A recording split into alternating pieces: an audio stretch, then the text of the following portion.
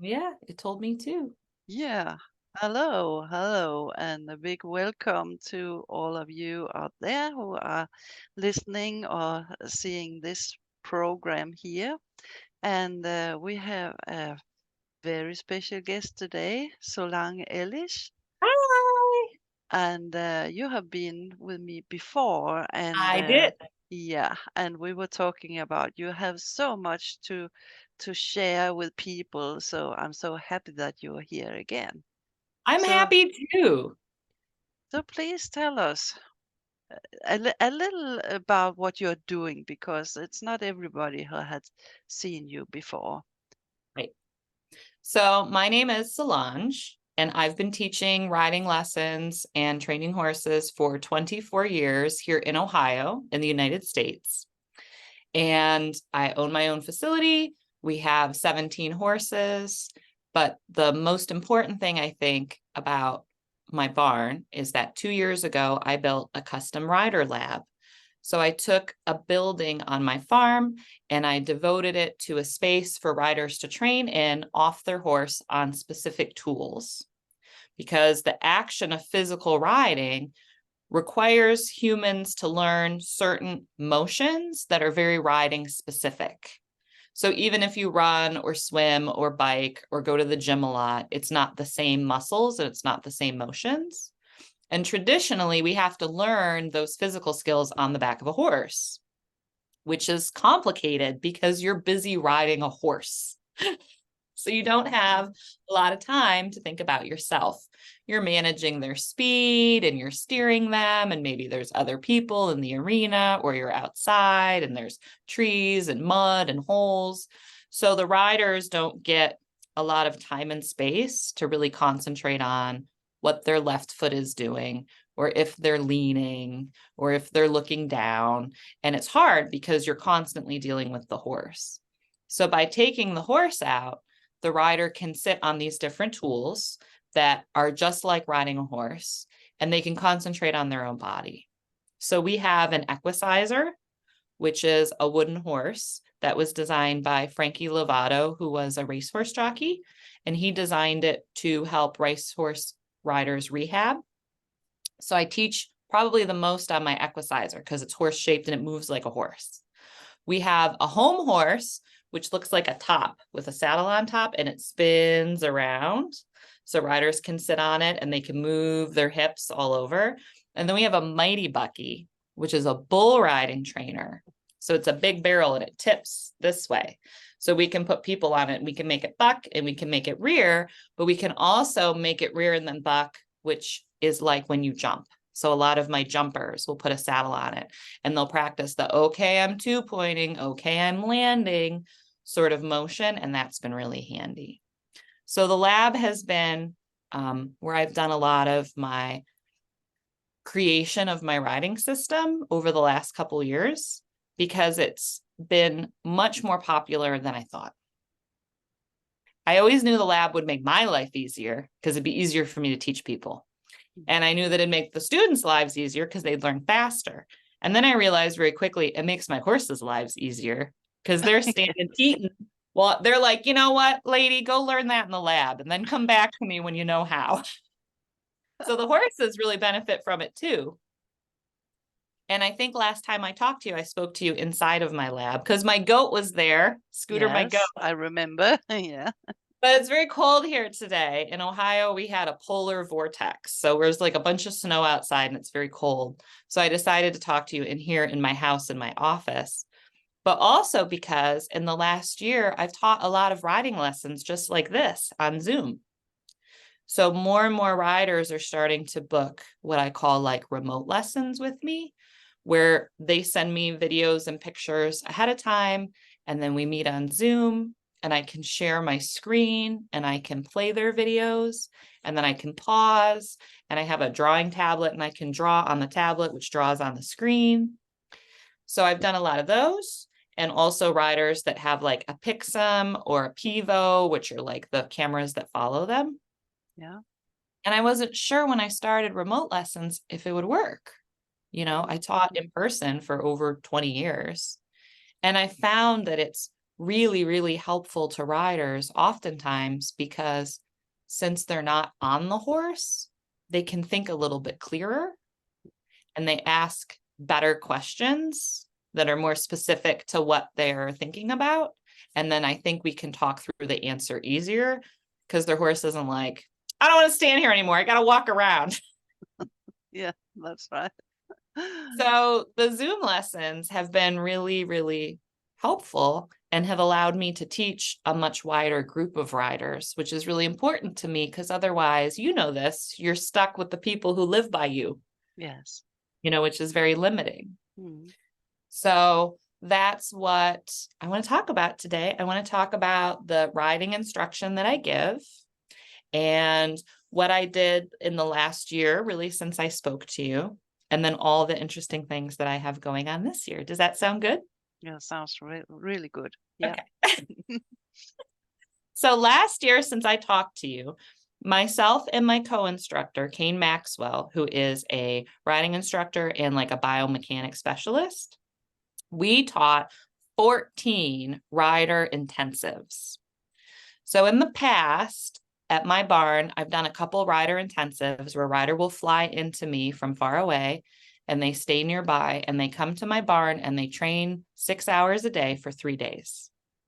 And Wow. yes, well, hold on, it's not as scary as it sounds. So the riders that would fly in for these intensives before are what I call my adventure riders. And these in the past have always been riders who are preparing for the Mongol Derby, which is the world's longest horse race in Mongolia.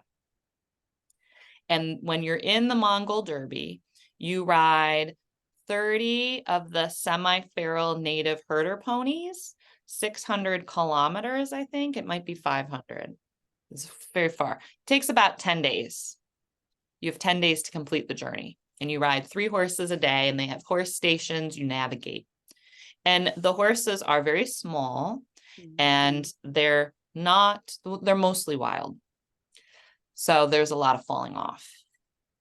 And the riders who come to me are looking for real functional, real world practical riding instruction. How do I stay on this horse when this happens? And that's something that here in the United States, we don't have a lot of because it's usually show training. This is how to look pretty on your horse and win a ribbon. Or this is how to jump these courses in this amount of time and be fastest, or run around these barrels and be fastest, or shoot these targets with a gun or with an arrow off your horse. So there's not a lot of practical functional riding instruction. I call it real world riding. That's what I specialize in. And I do that because I spent a lot of time fox hunting, and it's kind of the same thing. So in the past, we've had these riders come in and do these intensives. And it was mostly, like I said, all Mongolian Derby riders. So this past year, I talked about it a little bit more on social media, and it was a lot of word of mouth. And 14 different riders came. Some were local. Some came from as far as the other side of the United States, like Washington State and Oregon, which is all the way the other side than from where I am. We had one lady come down from Canada. And while 3 of those riders were adventure riders, one came before the Mongol Derby in August and was here for 3 days. Her name was Jessie. She had a really good derby. And then we had a married couple, actually, a wife and a husband, Heidi and John. They came separately from one another. The wife came for 3 days. And then I think a month or 2 later, the husband came for 3 days. Because together as a couple, they're riding in the Gaucho Derby, which is in Patagonia, which is a really beautiful place. And the horses down there are really interesting. So if you haven't seen the horses and like the body type of them for the Gaucho Derby in Patagonia, you should totally Google it because they look kind of like drafty Arabs almost. They're really fascinating. I'd love to ride one. So we had our adventure riders who came in, and Heidi and John's Gaucho Derby race starts soon in February. So we're all very excited to watch them and see how they do. But we had a lot of other riders, and a lot of the riders who came for the intensives were just looking for, I think, a higher level of instruction and the ability to have the time to ask questions. And this past year, with all of these riders that came for the intensives. They did about half and half. So it was about 3 hours on horses and about 3 hours in the lab on tools. And one of the riders who came and did intensive was in her mid 70s. And I told her, she's like, is it going to be too much? And I'm like, look, you can do it at whatever speed works for you because it's your intensive. So some people go, I'd love to do an intensive with you, but I'm not in good enough shape. I'm not ready yet. And I go, don't wait, come now. We'll help you get in shape. Yeah, You know? that's the point, to get in Yeah. shape. Yeah. Yeah, don't wait. I always tell people, don't clean your house before the house cleaner comes. Don't like make sure your horse is good before I show up. That's why I'm there.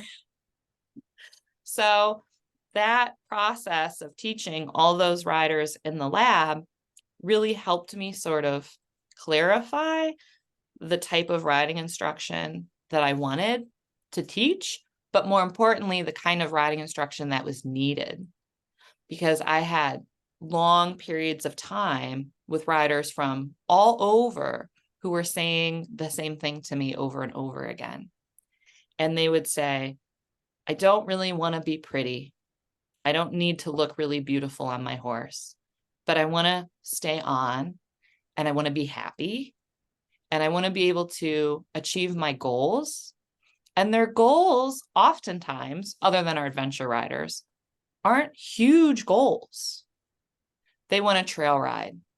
They want to go out and ride with their friends. They want to go to a schooling show and have fun.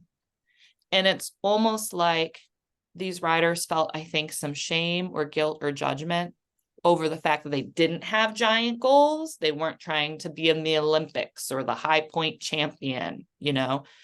And because they had, I guess, smaller goals, their instructors didn't take them, I think, sometimes as seriously, right? So I took all this data that I'd gotten from spending, a lot of time one-on-one with these riders, much more than I have when I teach an hourly lesson, right? Because we talk so much over 6 hours. And realized that I wanted to create a riding system that was simple and stable and sustainable for all riders, regardless of their age, their gender, their height, their weight, what type of horse they had, what type of saddle they chose, or what type of riding they wanted to do. And I can do that because it's based on the human skeleton and the horse skeleton, right? So there's only so many ways that human bones sit on horse bones. And then when you take that in consideration with gravity pulling us towards the ground and forward movement of the horse traveling forward, you get just certain positions that you can put your body in that will make you stable, and certain positions that if you put your body in, you're not stable anymore. And because of that, I created this riding system called stable riding. And it now has a name, and I've got a business card and all that big girl business stuff. But what I decided to do was contact a company called Equine Affair. And Equine Affair is a national horse expo in the United States. And they've been around, I think it's 30 years. And they have 3 every year. They have one in California. They have one 2 hours from my house in Columbus, Ohio, and one, I believe, in Massachusetts. And Equine Affair is 4 days long. They have 4 rings going with demos and clinics and presenters, and they have an exhibition space with booths. And over those 4 days, 62,000 people come to Equine Affair. Isn't that crazy? So many people. It's a huge deal. So I called them and I spoke to them this past summer and I said, could I apply to be a clinician and a presenter? Would this sort of riding system be something that would be a good fit? And they said yes. So in April, which feels very soon, I'll be at Equine Affair by my house and I'll have a booth. But more importantly, I think I'll have 2 clinics that I teach where people apply to ride with me. And this is going to be the first time that I sort of present stable riding to like the whole world on a big stage. So I'm very excited. Yeah. I might even wear makeup, Ooh. right? You say that to a horsewoman, you know Yeah. it's serious. I might even brush my hair, Anne. Wow. You know, stability in the saddle or stability on your horse's back, it lets riders be more emotionally calm, right? So they feel like they can not worry about if their horse is going to spook, or if somebody else's horse is going to be bad, or if this person's going to start the tractor, right? Mm. Because when a rider doesn't feel stable in their own body on the horse, and you can't lie to them, you can't look at a rider and go, you're stable, you're fine. They know that they're Mm. wobbly, right? You can't fake it. When a rider doesn't feel stable, they get concerned and nervous and anxious and worried and maybe even fearful that something will happen. Their horse will act away, or something will happen in their environment, and then their horse will act away, and then they'll fall off and they'll get hurt. And this pulls riders out of being present with their horse. You know, now they're worried about the thing their horse did last week, or they're worried about the thing their horse might do in 5 minutes. I had a lady once tell me, coming to her riding lesson, that she drove the whole way here in her car, worried that I was going to ask her to canter with her feet out of her stirrups. And she spent the whole lesson worried that I was going to ask her to canter with her feet out of her stirrups. And she didn't really hear a lot of what I was saying. I didn't ask her to, by the way. That wasn't even my plan. But she was so worried about something that might happen in the future. She was very disconnected from her horse, right? The horse needs you to be present with what it's saying to you. So I find that when we make riders more stable, when we gift them with instruction that's specific but clear, and then they can experiment with it in the lab, and they can find trust in their own bodies, that their body can do it and that they can do it. When they get on their horse, or any horse, they're able to communicate with it better and in real time. The horse is a lot happier. Yeah. Because the communication's better. You know, horses have, I call them big feelings. Your horse will have a big feeling, right? Whatever it is. So let's say that the horse gets scared by something. And let's say it's something that should totally scare them. You know, like there was an ostrich and they're like, oh my God, it's an ostrich. And you look at him and you're like, look, horse, that ostrich, it surprised me too. I didn't expect to see an ostrich in Ohio, right? So the horse has a big reaction. In that moment that the horse is having a big feeling, that's the one time where the horse needs you to calmly communicate with it. And that's the one time where the rider has to disconnect from the horse and just try and stay on. And you go, hey, horse, sorry you're upset and you're looking at me for guidance and reinsurance, but I'm up here trying to stay on. Yeah. And then the horse goes, you know, the one time that I was upset, you abandoned me. I needed you and you weren't there. And now the horse is a little like, I don't know about this lady. Right? Right. Whereas if you can be stable when your horse gets afraid of the ostrich, and you sit back and you keep your hands down and you use your stirrups for support, because that's what your stirrups are there for, you can go, hey, dude, seriously, that ostrich totally scared me too, but it's okay. You're fine. And then you can continue riding, right? Yeah.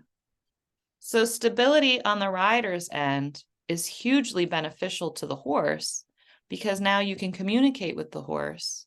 But also I find that when I put a rider in a stable position, the horse travels better. The horse can move with the human on its back in a more balanced fashion, right? Of course, yeah. If you're bouncy or leany or, you know, unbalanced, the horse is like, this is hard. So even if you're a rider who maybe doesn't lack confidence, or even if you're a rider who doesn't feel like they have confusion or questions about riding, even if you just want to empower and enable your horse to travel better, because maybe you're asking it to jump big fences, or you're asking it to perform higher level lateral movements in dressage, or you're asking it to carry you a long distance. We talk a lot to endurance riders who ride like 50 or 75 or 100 miles. I don't know what that is in kilometers, but it's a lot in one day. Yes. Now you're asking your horse to perform a difficult physical skill for you. Being more stable makes it easier for the horse to do it. So I always say that I feel like I'm helping the horses by helping their riders. Because oftentimes the horses don't really need a lot of help. I tell riders, I'm like, that horse has been being a horse since it was born. Yes. That horse just walk, trots, and caters around all the time. He's fine. The horse isn't like, hold on, I have to what now? I don't remember how to trot. I need to read the manual. It's the riders who don't know because they didn't grow up being a horse, right? That's right. Yeah. I feel that most of the time, and I'm sure you see this too, it's the human who needs more instruction. Absolutely. Absolutely. Yeah. Because horses know how to be horses. We don't have to tell them. No. They're really good at it. They've been doing it their whole life. Yeah. And in spite of the fact that we both agree that the humans need most of the instruction, in the horse world and in the horse industry, which is an industry designed, to make money, most of what is sold to riders is horse training. DVDs on how to train your horse, books on how to train your horse, clients or clinics on how to train your horse, right? Go watch this guy. He'll tell you how to train your horse. Because I think that horse training sometimes is seen as being more glamorous than riding instructors, at least here in the United States. The horse trainer is like the head of the barn. Like that's like the cool guy, Yeah, you're right. I haven't thought about that. Oh, yes. Yeah. And then the lady that teaches the little kids to ride, well, she's just the little kid instructor. Yeah, that's right.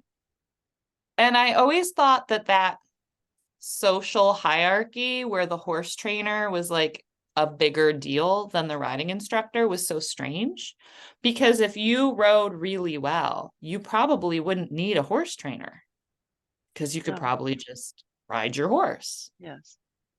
Like, I understand I don't know how to teach him how to jump, or I can't figure out how to get him to, engage his left hind more and his pee off. Like, I get that.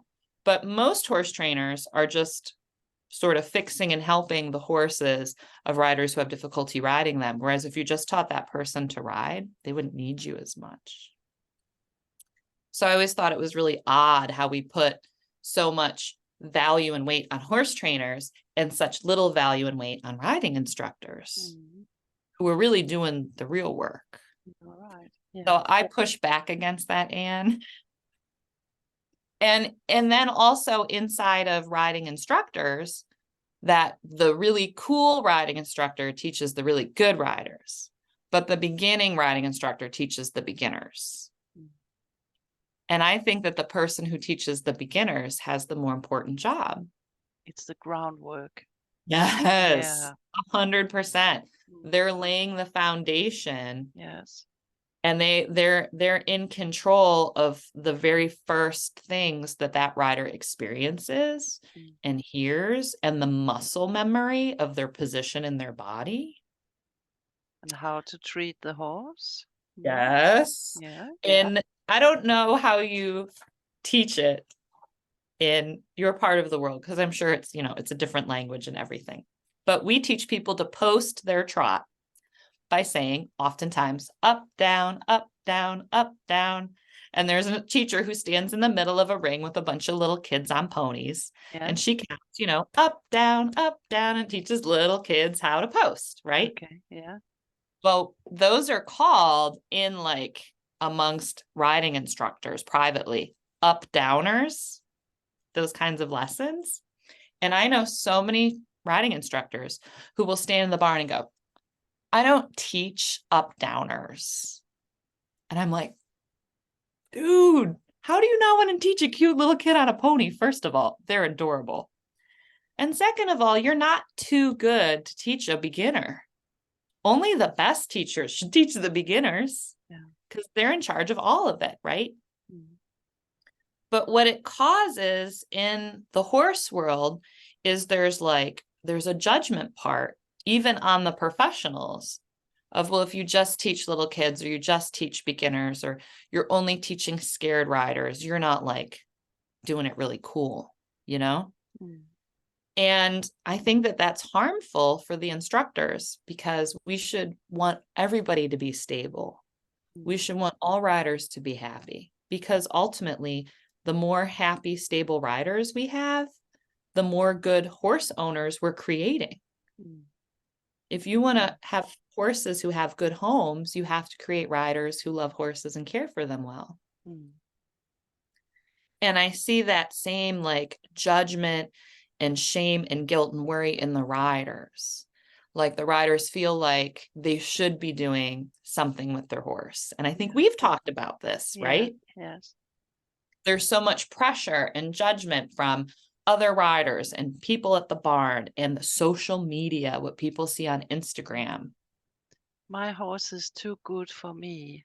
Yeah, I have to sell it because I can't do right. the things that he is made for. Yeah. Mm. He's just made to be a horseman, Yeah. you know?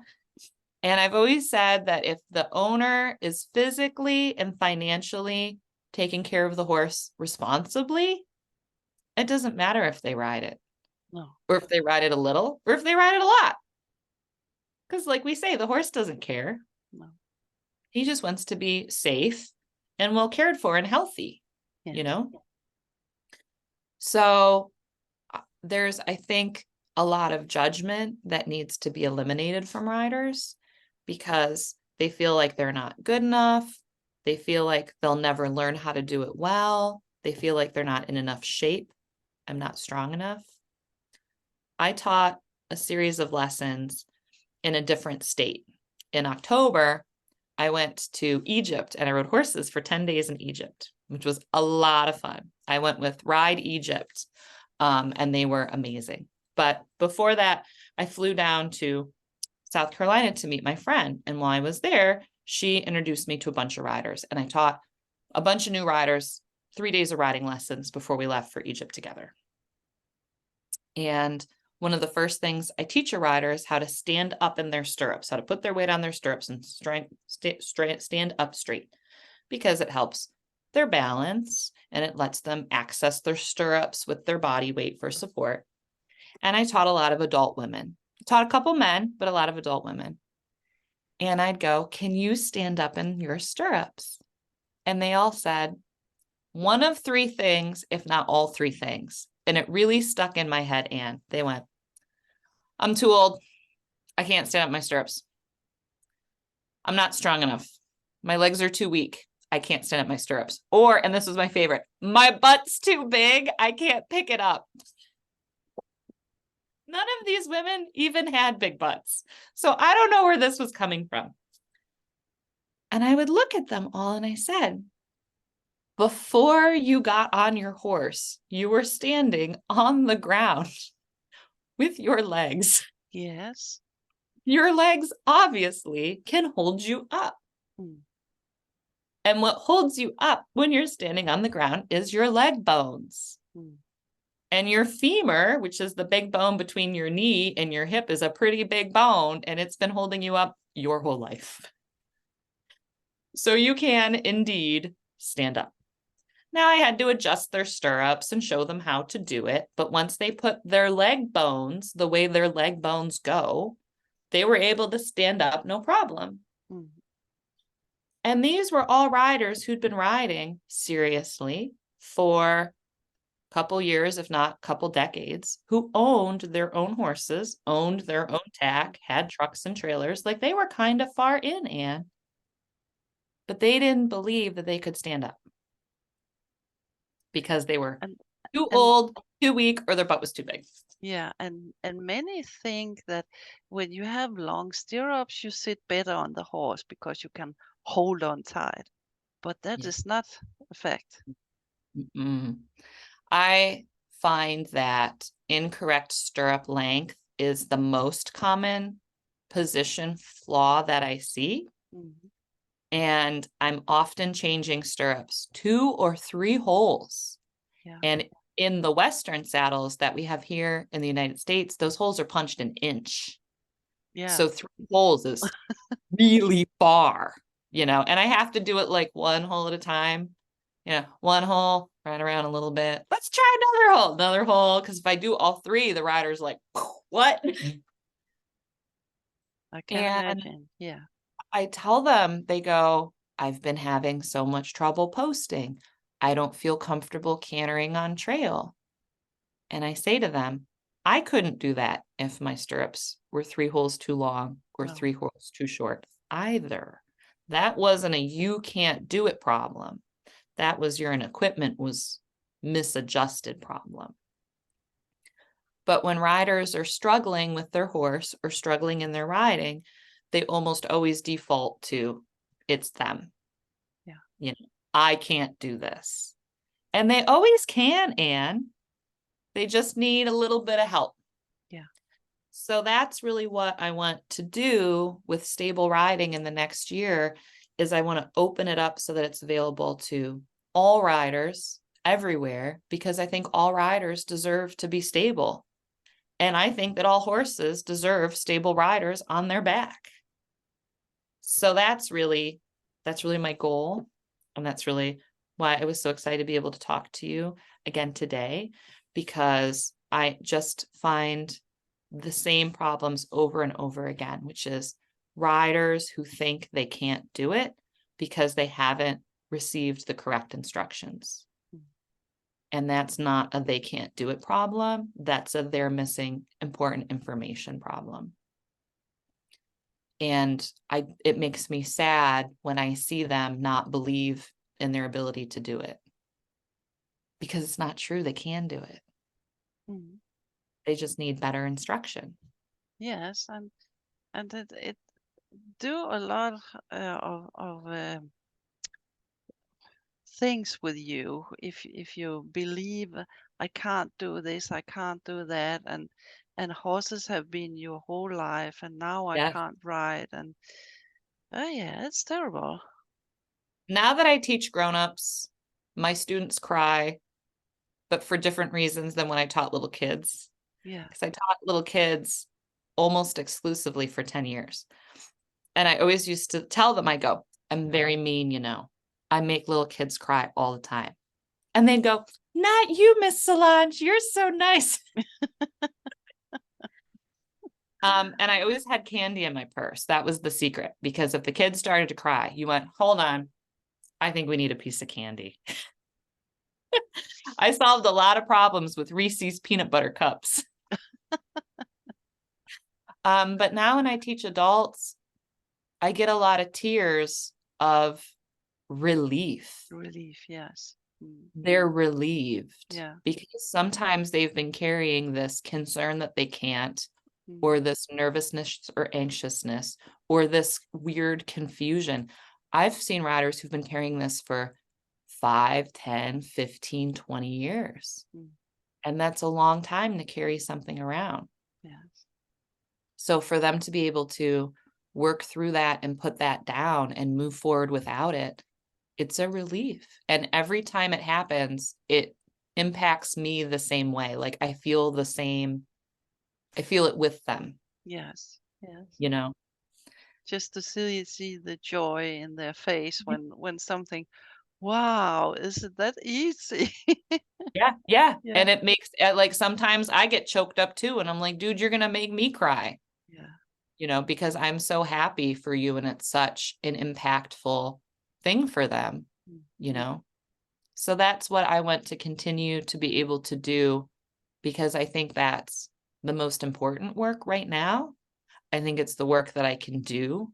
I don't think I can start building spaceships. I think that window has passed for me, and I think I'm too old. No, no, no, no, not too old. And it's what seems to be really needed. Like if you listen to what the riders are saying over and over and over again, that's what they're saying they need. And that's why I love talking to you so much, because I feel like you're doing the same sort of thing. with your programs, because I think you're seeing the same cycle repeating where the rider is not confident or worried or nervous, and then it affects how the horse acts, and then the horse acts away, which means the rider more nervous and less confident, Right. right? It's a Sure. cycle, Mm. and it needs to be addressed. It's a need that needs to be filled, and there's not a lot of professionals, horse professionals, who are dedicating themselves to that, because I think most people who get into horses, they want to ride. They don't want to Yes. teach. Mm. They're riders who then had to teach in order to ride more. Whereas I always say, I didn't really want to be a horse trainer when I was little. I wanted to be a teacher. I didn't play with toy horses. I played school when I was little. Yeah. So, and then I just ended up being lucky enough to teach the subject that I am the most passionate about and I have the most, I guess, knowledge of. So that worked out really well for me. But I just see riders all the time who just need a little bit of help, Mm. you know? And I oftentimes look at them and go, you have everything you need to do all the things you want to do. We just have to rearrange it like furniture in your living room. Yeah. So now you can help people all over the world.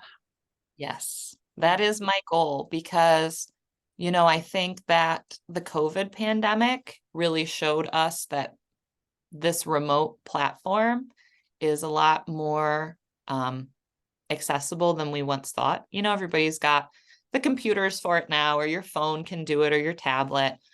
And oftentimes I'll have, like I said, the rider will set up a call and we'll say, okay, what are you working on? What do you want to talk about? What are you doing with your horse? And then depending on what the rider's questions are, I'll ask for just really short videos. The videos do not have to be long at all. Mhm. Like they can be like a minute of, them traveling this direction or being at this gate or being in this riding position. Then they send them to me and I'll look at them ahead of time and I'll make notes. And then we'll schedule the Zoom and we'll sit down together and I'll have a little folder on my computer with all their videos and all of my notes. And then Anne, I'd say 50% of the time, we don't even get to them because the rider's just asking questions, Mm. right? My horse did this and then I did that, but then this happened. Do you think that was the right thing? Or I was watching my friend ride and she did this, but then she did this thing. And that was because this trainer told her that. Or I had a trainer once that told me that this should happen. Or I went to a clinic and I watched a guy ride this way. Or I read in a book somewhere. And I often don't want to interrupt them because I find that what the student's interested in right then is Yeah. what you should talk about, right? Mm. And for a while, and I noticed this first started happening when we did the intensives, because I'd meet with the rider, first thing in the morning, and I'd have them for a couple hours, and then I'd switch off with my co-instructor, and I'd have them on horses. And the barn would be quiet because it's early and there's no one else there. And I think that privacy is also very important. Because in horses, very rarely, especially if you're at a big barn, do you have the place to yourself. Mm. Somebody's always around, or you're in a public arena where other people can see. And I think that makes Looking. it makes a lot of people uncomfortable to learn or admit something they don't know or work on something they know they're not good at in public. Mm. So sort of the quiet nature of the intensives when the barn is closed, or in the lab, which, like I said, is a separate building from the horses, so I can close the doors, makes a big difference because then people can relax. But these riders will come in and I won't really know them. They'll have flown in from somewhere else and maybe I talk to them on the phone for a little bit. This is our first time meeting. And they will ask so many questions. And because we have many hours a day, every day, I take the time to answer all of them fully, which I wouldn't have time to do in an hour lesson, you know? Mm. And I find that I talk so much and I answer so many questions, I lose my voice. Isn't that awful? I don't even want to listen to myself talk that much. And the first couple times it happened, I felt kind of weird about it. Like I'm supposed to be teaching this person how to ride, but instead I spent like 2 hours answering questions. Mm. But I realized as it kept happening over and over and over again, that was the really important part. because you rarely have access to your instructor or trainer to just talk about your questions for that long. The traditional interaction between a student rider and the teacher, trainer, instructor, coaches, you're on the horse, they talk to you. Maybe you can ask one question at the beginning or the end, but then you got to get out of the arena because the next person's coming in. Yeah. So to have the time luxury to just ask all the questions that are on the top of your head was a game changer. And for a lot of students, that's what they needed. Yeah. And it never occurred to me. Like, I didn't plan for that. I didn't realize it until it started happening. But so often people are just like, can I just sit down and talk to you for an hour about my horse because I have 6 really important questions? And I'll be like, absolutely. We can do that easily. Yeah. Isn't that so interesting? And I think that's why the work that you do is so valuable, is because you're providing a space in a community where people can access educated, non-judgmental information. Mm. Because, oh my gosh, you cannot ask on Facebook because the comment section will eat you Ooh, no. alive, right? You cannot ask on Facebook. That is a bad idea. So Yeah, that's what I've been doing. that's fantastic. And where can people reach you if they wanted to have your help? So the place where most of my information is right now is on Facebook. And my barn page is Horsehaven Stables, Horsehaven Stables. It's in Hinckley, Ohio. So if more than one comes up, that's me. And I think my little icon right now says the Stable Riding Lab, and it's mint green. So that's me. But I also just tell people you can go to my website, horsehavenohio.com, HORSEHAVENOHIO.com. And on both the Facebook page and the website is my cell phone, that when you call me, it's just my phone. Because that's what people just need to do. They just need to call me or text me. It's just me. I don't have a staff of people. So if you call, this is who you get. And whenever anyone contacts me, the first thing I always say is, let's schedule a phone call. Mhm. And then I book out time and I sit down and I talk with them. And that's not something that happens a lot here in the United States. You can't get a hold of the horse trainer. You can't get a hold of the riding instructor. There Okay. used to just be a barn phone, like in the feed room, that just rang and rang and rang forever. Ooh, You can't call the yeah. barn. Nobody answers. Well, So it's important for me that people have easy access to reach me, because almost always after one phone call, they want to try, because they've been looking for something like this. So I want people to have as easy access to help as possible, because a lot of times they've been looking for it for a lot of years. And I want to be able to provide them with that support. wow. That's fantastic. Yeah. I love to hear about your dreams and visions and all the things. And every time there's happening something new when we're talking, Yeah. it's I've been very busy. I'm a very busy yeah. beaver. I like to get stuff done, but I'm really pretty optimistic that moving forward, this stable riding system will work for riders, and I'll be able to gain more platforms and be able to introduce it to more people, because that's really what I want. Is I want to be able to show all the riders who need this kind of help that it exists and that it's simple and that they can achieve their goals.